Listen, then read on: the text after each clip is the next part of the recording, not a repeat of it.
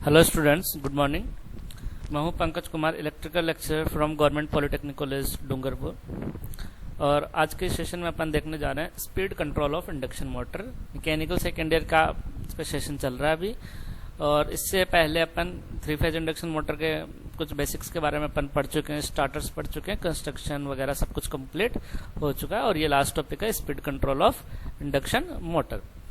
तो इससे पहले जो भी वीडियो है वो डिस्क्रिप्शन में उनका लिंक है, उनको देख लेना ताकि इजी रहेगा समझना इसे। वो पहले जरूर देख लें डिस्क्रिप्शन में जाके, और फिर उसके बाद में इस टॉपिक को देखें। तो आज का मैं स्टार्ट करता हूं अब speed control of induction motor. इसमें करना क्या है, अपन को स्पीड को कंट्रोल करना है। मतलब कोई भी अपन मशीन यूज कर रहे हैं तो अपन को उसमें स्पीड कभी कम ज्यादा करनी ही पड़ती है। जैसे अपन बाइक में है, बाइक में अपनी मोटर है वो यूज करते हैं, ठीक है। तो वहां पे जैसे मान लो इलेक्ट्रिकल बाइक है, अपन ने इंडक्शन मोटर यूज कर ली उसमें, और अपन बाइक को चला रहे हैं तो स्पीड को कम ज्यादा करना पड़ेगा। तो वो क्या है, स्पीड कंट्रोल। यानी कि स्पीड को वेरी करना, कम या ज्यादा करना, उसे क्या कहते हैं अपन, स्पीड कंट्रोल। तो स्पीड कंट्रोल करने के लिए डिफरेंट डिफरेंट मेथड है वो यूज में आते हैं। तो इन सभी मेथड को अपन एक एक मेथड को थोड़ा थोड़ा बेसिक अपन देख लेते हैं। तो स्पीड कंट्रोल इंडक्शन मोटर के जो स्पीड कंट्रोल के जो मेथड है उनको अपन दो साइड से अप्लाई कर सकते हैं। या तो उसे स्टेटर साइड से अप्लाई कर सकते हैं या उसे रोटर साइड से अप्लाई कर सकते हैं। और इन दोनों के बेसिस पे ही अपन देखेंगे। तो सबसे पहले अपन देखते हैं स्टेटर साइड से, मेनली है स्टेटर साइड से ही।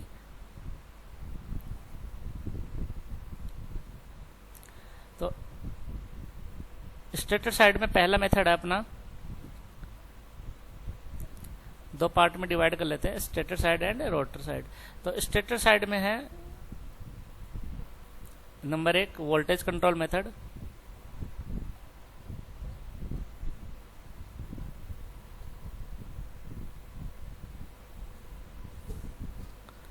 वोल्टेज कंट्रोल मेथड से अपन स्पीड को कंट्रोल कर सकते हैं। दूसरा है फ्रीक्वेंसी कंट्रोल मेथड।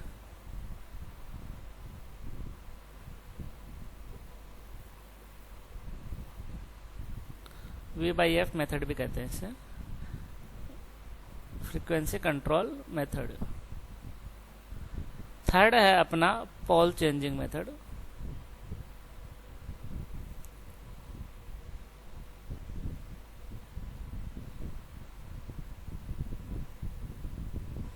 और फोर्थ है अपना stator resistance control.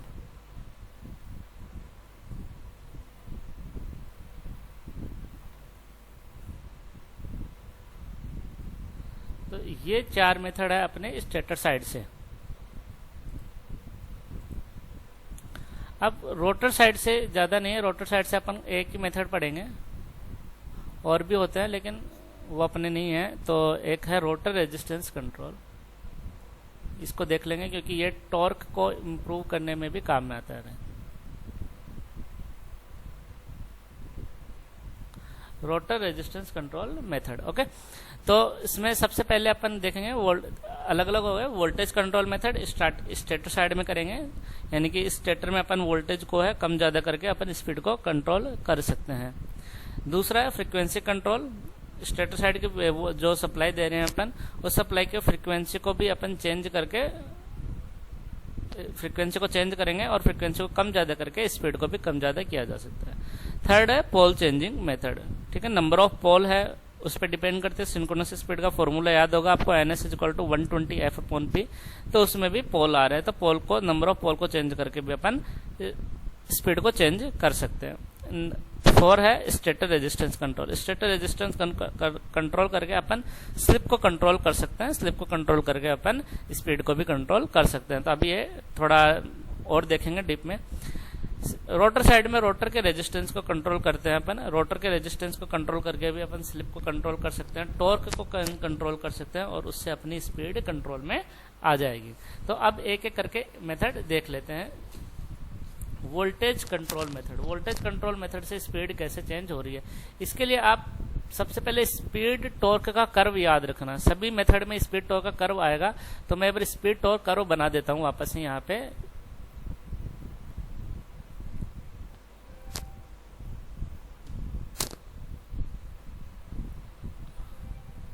Speed torque curve याद होगा सबके, स्पीड टॉर्क कर्व कैसे बताया था। ये अपनी स्पीड है, यहाँ पे टॉर्क है, स्टार्टिंग में कुछ यहाँ पे टॉर्क रहेगा, फिर मैक्सिमम टॉर्क तक जाएगा, फिर सिंक्रोनस स्पीड पे धीरे धीरे धीरे करके टॉर्क की वैल्यू कम हो जाएगी। यहाँ पे होती है सिंक्रोनस स्पीड, या स्लिप बोलो तो कितनी हो जाएगी 0, और यहाँ पे होती है स्पीड इज इक्वल टू 0, तो स्लिप कितनी हो जाएगी 1 अपनी। यहाँ पे ये होता है मैक्सिमम टॉर्क टी मैक्स, और यहाँ पे जो स्लिप होती है उसको बोलते हैं अपन SM से रिप्रेजेंट करते हैं, ठीक है। और ऑपरेटिंग रीजन जो होता है मशीन का वो होता है ये, लगभग मशीन इस एरिया में ऑपरेट करती है।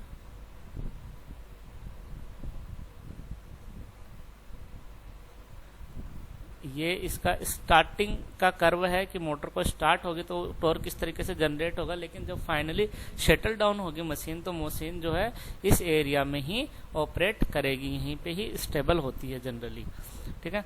तो अब अपन उसके बाद में सबसे पहला मेथड देख लेते हैं, वोल्टेज कंट्रोल मेथड।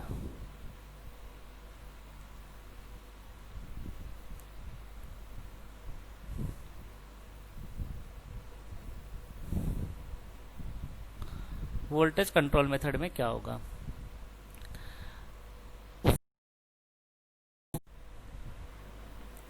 इस मेथड में टॉर्क स्पीड कर्व देखा अपने नॉर्मली कौन क्या होता है अभी,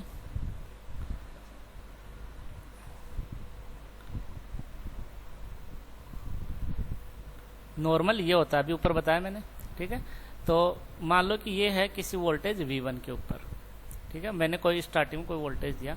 अब यदि मान लो मैंने वोल्टेज कम किया तो कर्व कैसा होगा, इसका कर्व हो जाएगा वोल्टेज कर्व कुछ इस तरीके से, और कम किया मान लो तो वोल्टेज तो टॉर्क स्पीड कर्व हो जाएगा इस तरीके से, ठीक है। ये मान लो ये वोल्टेज V2 के साथ में, ये वोल्टेज V3 के साथ में, तो अपना टॉर्क स्पीड कैरेक्टरिस्टिक चेंज होती हुई जा रही है। और अपना ऑपरेटिंग रीजन क्या होता है, लगभग ये होता है ऑपरेटिंग रीजन, ठीक है। तो मान लो पहले कोई यहाँ पे काम कर रहा था तो वो अब यहाँ पे काम करेगा, यहाँ पे, अब फिर मान लो V3 दे दिया तो यहाँ पे काम करेगा, तो स्पीड यहाँ पे क्या होती जाएगी, चेंज होती जाएगी। पहले ये थी, पहले उसके बाद में ये थी, और V1 पे ये स्पीड थी तो V2 पे ये स्पीड हो जाएगी, और V3 पे ये स्पीड हो जाएगी। यानी कि अपना वोल्टेज चेंज करने के साथ में स्पीड भी चेंज होती हुई जाएगी। तो ये होता है वोल्टेज कंट्रोल मेथड, ठीक है। तो इस ग्राफ से अपन ये देख सकते हैं कि इस कैसे चेंज हुई। दूसरा है स्पीड फ्रीक्वेंसी कंट्रोल या V/F कंट्रोल मेथड।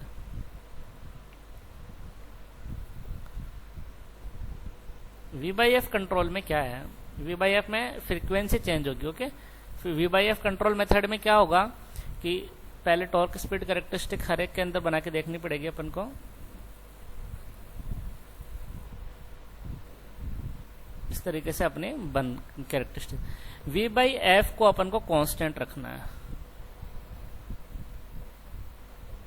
V/F को कांस्टेंट रखने से क्या होता है, V/F को कांस्टेंट रखने से मैक्सिमम टॉर्क जो है वो कांस्टेंट रहता है। मैक्सिमम टॉर्क की वैल्यू क्या है, ये, तो ये तो हमेशा कांस्टेंट रहेगा। अब क्या होगा कि अपन को पता है कि सिंक्रोनस स्पीड होती है 120 F/P। यहाँ पे यही आता है ना NS, जो स्पीड होती है N=NS होती है, और यहाँ पे क्या होती है N=0 होती है। अब यदि मैं फ्रीक्वेंसी को चेंज करूंगा तो NS चेंज होगा, मतलब ये वाला पॉइंट चेंज हो जाएगा। F को चेंज करूंगा, और F को चेंज करूंगा तो मेरे को V को भी चेंज करना है, ठीक है। V/F मतलब मान लो कि मैंने F को हाफ किया, F को मैंने कर दिया हाफ, तो वोल्टेज को भी मैं क्या करूंगा, हाफ करूंगा। तो हाफ करूंगा तो V/F क्या हो जाएगा, कांस्टेंट रह जाएगा। कांस्टेंट हो जाएगा तो मैक्सिमम टॉर्क तो कांस्टेंट हो जाएगा, लेकिन जो अपनी सिंक्रोनस स्पीड है वो इस फ्रीक्वेंसी के हिसाब से कम होती जाएगी। मान लो कि NS F आधा कर दिया तो सिंक्रोनस स्पीड कितनी हो जाएगी, हाफ हो जाएगी, लगभग इतना आ जाएगा। मान लो 1/8 किया है मैंने फ्रीक्वेंसी को, तो जो अपना NS है वो 1/8 हो जाएगा। तो कर्व किस तरीके से बन जाएगा, अपना कर्व जो बनेगा अपना वो कुछ बनेगा इस तरीके से।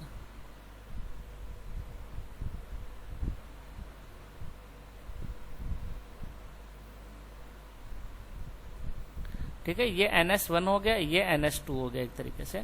मतलब मैक्सिमम टॉर्क कांस्टेंट है, यहाँ पे भी कांस्टेंट है और यहाँ पे भी कांस्टेंट है। ठीक है, बस चेंज क्या हुआ, अपना सिंक्रोनस स्पीड जो है यहाँ से यहाँ शिफ्ट हो गई। मतलब ये कर जो ग्राफ है वो पूरा का पूरा इधर की तरफ अपना शिफ्ट हो गया। ग्राफ शिफ्ट होने से क्या होगा, अपना ऑपरेटिंग रीजन भी चेंज हो जाएगा। यहां से पहले ऑपरेटिंग रीजन ये था, तो अब ऑपरेटिंग रीजन अपना क्या है, ये मतलब इतना एरिया, पहले ये एरिया था। तो अपनी स्पीड पहले इसके अराउंड थी, यहाँ के अराउंड थी, अब स्पीड कितनी हो जाएगी, यहाँ के अराउंड हो जाएगी। मतलब अपनी स्पीड कम हो गई। तो V/F मेथड में क्या होता है, टॉर्क कंट्रोल में रहेगा, टॉर्क कांस्टेंट रहेगा, मैक्सिमम टॉर्क कांस्टेंट रहेगा, सिंक्रोनस स्पीड चेंज हो जाएगी और सिंक्रोनस स्पीड चेंज होके अपनी शिफ्ट हो जाएगी फ्रीक्वेंसी को कम या ज्यादा करने के हिसाब से। इसमें ये ध्यान में रखना कि यदि मान लो मैंने फ्रीक्वेंसी बढ़ाई तो क्या होगा, स्पीड सिंक्रोनस स्पीड से ज्यादा जाएगी, लेकिन मैं वोल्टेज को कभी भी रेटेड वोल्टेज से ऊपर नहीं लेके जाऊंगा। ठीक है, वोल्टेज रेटेड वोल्टेज से ऊपर नहीं लेके जाना। यदि रेटेड वोल्टेज तक यूज कर रहे हैं तो V/F कांस्टेंट रहेगा, फ्रीक्वेंसी को कम करते हुए जाना है, उसी रेशियो में वोल्टेज को भी कम करते जाना है। लेकिन यदि फ्रीक्वेंसी मैंने बढ़ाई, ज्यादा कर दी तो वोल्टेज को रेटेड से ऊपर नहीं लेके जाऊंगा और वोल्टेज कांस्टेंट V/F उस कंडीशन में कांस्टेंट नहीं रहेगा। यानी कि फ्रीक्वेंसी को चेंज करके अपन यदि स्पीड को सिंक्रोनस स्पीड से ऊपर ले जाने की कोशिश कर रहे हैं तो V/F कांस्टेंट नहीं रहेगा, मैक्सिमम टॉर्क कांस्टेंट नहीं रहेगा, वोल्टेज जो है V/F कम हो जाएगा तो मैक्सिमम टॉर्क भी कम हो जाएगा और अपनी स्पीड जो है सिंक्रोनस स्पीड से ऊपर चली जाएगी। ठीक है, तो और नीचे यदि वोल्ट सिंक्रोनस स्पीड से नीचे रखना है तो कोई दिक्कत नहीं है, अपन V/F को कांस्टेंट रख सकते हैं। नेक्स्ट स्पीड आती है, वो नेक्स्ट जो आता है वो आता है पोल चेंजिंग मेथड।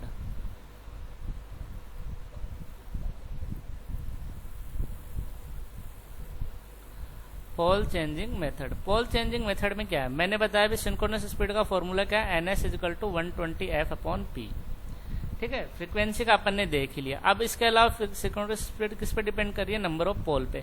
यदि चलती हुई मशीन के मैं नंबर ऑफ पोल चेंज कर दूं तो इसकी स्पीड चेंज हो जाएगी। मान लो कि नंबर ऑफ फ्रीक्वेंसी है 50 हर्ट्ज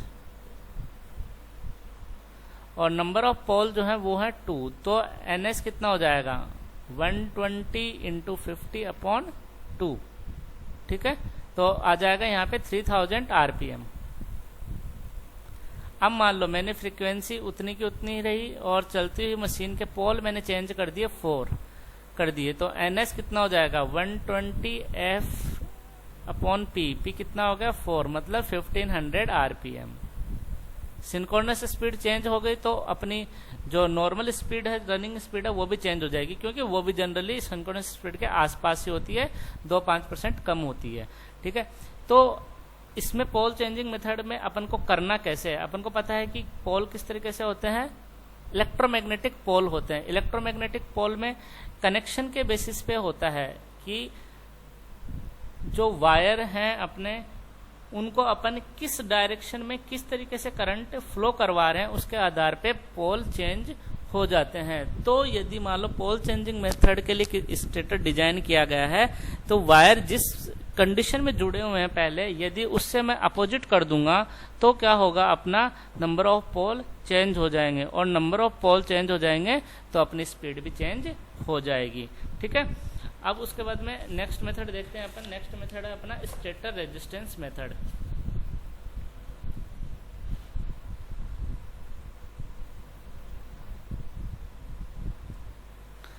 स्टेटर रेजिस्टेंस मेथड में क्या होगा,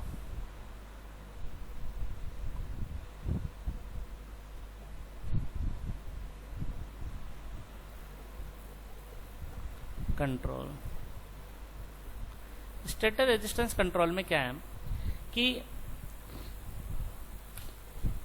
जो स्लिप जहां पे मैक्सिमम है, मतलब जहां पे टॉर्क मैक्सिमम है, वो स्लिप चेंज हो जाती है। टॉर्क स्पीड कैरेक्टरिस्टिक हो गया अपना ये स्लिप को क्या कहते हैं अपन, स्लिप जहां पे टॉर्क मैक्सिमम है, SM से रिप्रेजेंट करते हैं। ये किस पे डिपेंड करता है, ये प्रोपोर्शनल होता है अपना R2, रोटर रेजिस्टेंस के ऊपर डिपेंड करता है अपना। यदि मैं रोटर रेजिस्टेंस को चेंज करूंगा तो अपनी ये स्लिप भी चेंज हो जाएगी, यानी कि ये भी अपना यानी कि टॉर्क की जो मैक्सिमम टॉर्क की लोकेशन है वो चेंज हो जाएगी। मैक्सिमम टॉर्क या तो इधर हो जाएगा, इधर हो जाएगा या इधर हो जाएगा, और उसके हिसाब से अपना कर्व भी शिफ्ट हो जाएगा, और कर्व शिफ्ट हो जाएगा तो अपना ऑपरेटिंग रीजन शिफ्ट हो जाएगा, ऑपरेटिंग रीजन शिफ्ट हो जाएगा तो अपनी स्पीड भी चेंज हो जाएगी। तो स्टेटर रेजिस्टेंस कंट्रोल को चेंज करके अपन स्लिप को चेंज करते हैं, स्लिप चेंज हो जाएगी अपनी, तो अपना जो ऑपरेटिंग रीजन है वो भी शिफ्ट हो जाएगा। उसके बाद में रोटर साइड से अपन ने एक मेथड देखा था, रोटर साइड से जो मेथड देखा था वो है रोटर रेजिस्टेंस कंट्रोल मेथड।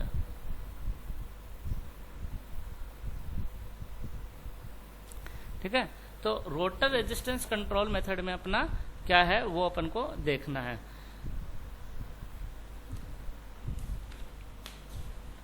तो रोटर रेजिस्टेंस कंट्रोल में है ये है कि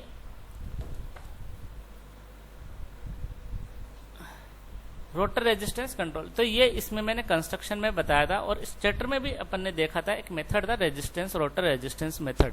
तो रोटर रेजिस्टेंस मेथड में अपन को ये ध्यान में रखना, पहले तो ये जो मेथड है सिर्फ और सिर्फ स्लिप रिंग इंडक्शन मोटर के साथ में ही यूजफुल है, स्लिप रिंग इंडक्शन मोटर।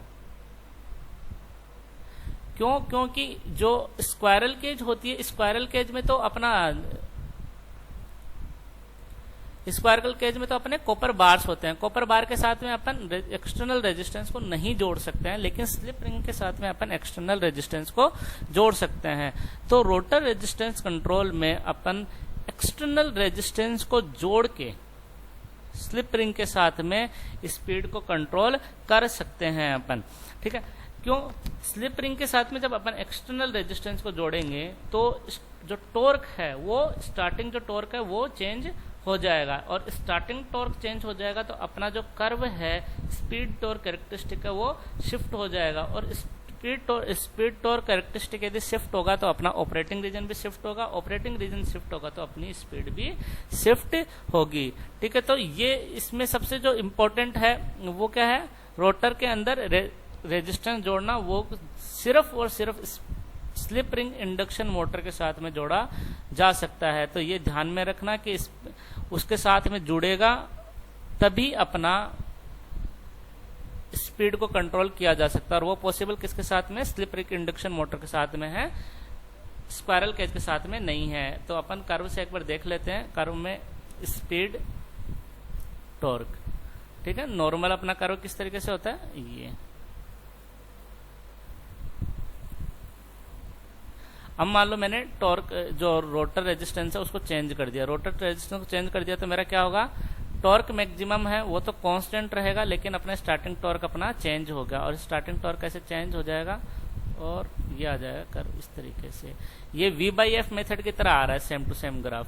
ठीक है, तो V/F में भी अपना ऑपरेटिंग रीजन चेंज हो गया था, ऑपरेटिंग रीजन अपना पहले इस तरीके से था और अब पहले इस तरीके से था, तो ऑपरेटिंग रीजन ये यहाँ से इतना सा रह गया है, ये रह गया ऑपरेटिंग रीजन, तो ऑपरेटिंग रीजन चेंज होगा तो अपनी स्पीड भी चेंज हो जाएगी। तो ये अपन ने सारे के सारे मेथड देख लिए कि स्पीड कंट्रोल अपन स्टेटर साइड से और रोटर साइड से अपन कैसे कर सकते हैं। तो एक एक मेथड को समझने की कोशिश करना, कॉन्सेप्ट समझने की कोशिश करना कि अपने टॉर्क स्पीड से किस तरीके से कॉन्सेप्ट को समझे, तो एक एक मेथड है वो अपने आप ही समझ में आ जाएगा। स्टेटर रेजिस्टेंस जो आपने देखा,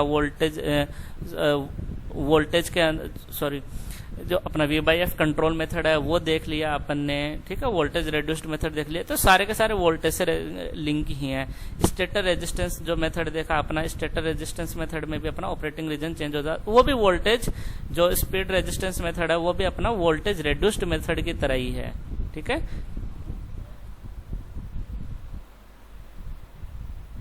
ये रोटर रेजिस्टेंस का नहीं था, स्टेटर रेजिस्टेंस का था। तो स्पीड इसमें बताया, तो ये भी वोल्टेज रेड्यूस्ड मेथड की तरह ही है, मेथड की तरह ही है, क्योंकि वोल्टेज स्टेटर पे अपन एक्सटर्नल रेजिस्टेंस लगा के वोल्टेज को ड्रॉप कर सकते हैं, जैसे कि अपन ने स्टार्टिंग मेथड में भी किया था। और वोल्टेज को ड्रॉप करेंगे तो वो मेथड किसकी तरह हो गया, सेम वोल्टेज रेड्यूस्ड मेथड की तरह हो गया, जिसमें कि मैक्सिमम टॉर्क जो है वो कम हो जाएगा और अपना ऑपरेटिंग रीजन चेंज हो जाएगा। तो स्टेटर रेजिस्टेंस भी वैसा ही है। तो सिमिलर से मेथड है, एक दूसरे से लिंक है किस तरीके से, तो एक एक को अच्छे से रिवाइज करना। और जो ये वोल्टेज रेड्यूस्ड मेथड है, इसका प्रैक्टिकल एप्लीकेशन यदि मैं आपको बताऊं तो इसकी एप्लीकेशन अपने फैन के अंदर, फैन जो रेगुलेटर लगा रहता है अपना, स्पीड कम क्यों होती है, इस ये रेगुलेटर क्या करता है, अपन जैसे पंखे का रेगुलेटर घुमाते हैं तो 1 पे 2 पे 3 पे 4 पे, 4 पे सबसे ज्यादा घूमता है, 3 पे उससे कम हो जाता है। वो इसलिए होता है कि जो वोल्टेज जब अपन 4 से 3 नंबर पे जाएंगे फैन के रेगुलेटर में तो वो वोल्टेज कम हो जाता है। वोल्टेज कम हो जाएगा तो अपना जो ऑपरेटिंग रीजन है इस फैन का वो चेंज हो जाएगा, ऑपरेटिंग रीजन चेंज हो जाएगा और वोल्टेज को कम होने से स्पीड कम हो जाएगी। ठीक है, तो इसकी एक एप्लीकेशन, फैन की ये एप्लीकेशन, और भी एप्लीकेशन है वो अपन नेक्स्ट लेक्चर में अपन देखेंगे। तो अभी तक ये कर्व को ध्यान में रखना और इन्हीं एप्लीकेशन के, इन्हीं स्पीड कंट्रोल के मेथड पे नेक्स्ट एप्लीकेशन अपन देखेंगे। ओके, और जो भी बाकी की वीडियो है वो लिंक डिस्क्रिप्शन में है, उनको देखते रहना और सभी स्टूडेंट के साथ में शेयर करना। Okay, thank you.